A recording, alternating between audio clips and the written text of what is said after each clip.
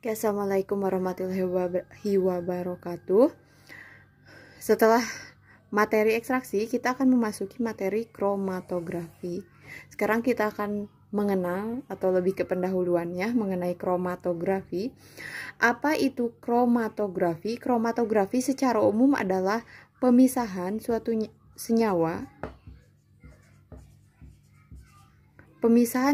senyawa berdasarkan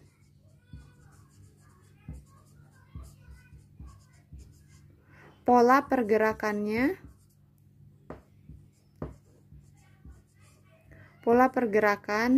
terhadap fase gerak dan fase diam.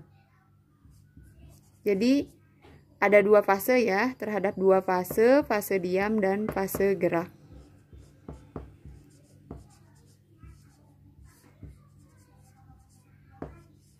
Nah, bagaimana kita tahu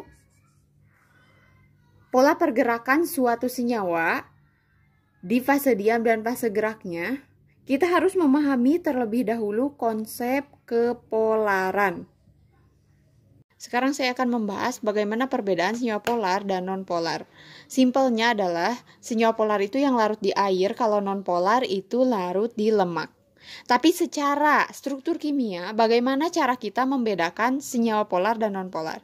Senyawa polar itu adalah yang pertama itu, kalau ikatan ion, dia pasti senyawa polar. Contohnya NaCl ya, NaOH, itu adalah senyawa polar karena perbedaan keelektronegatifannya tinggi ya. Kemudian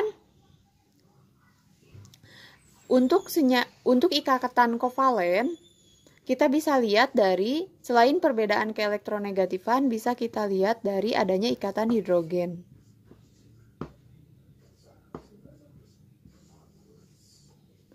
Ikatan hidrogen. Contohnya adalah air. Air adalah H2O kan ya, rumus kimianya. Dia memiliki ikatan hidrogen, makanya dia polar.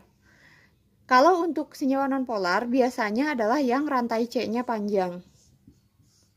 Contohnya minyak, lemak itu rantai C-nya panjang, atau misalkan butanol ya. Butanol itu kan C4 ya, C4H10. Dia juga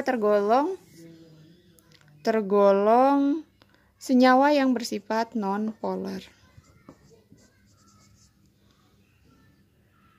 Perbedaan antara fase diam dan fase gerak.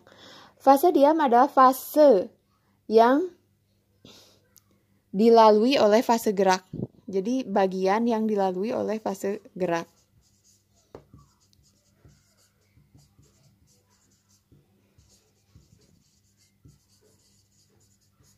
Tujuannya tadi ya untuk memisahkan komponen. Sedangkan fase gerak adalah fase yang mengalir ya. Dia bergerak berarti dia yang mengalir, tujuannya untuk memisahkan komponen.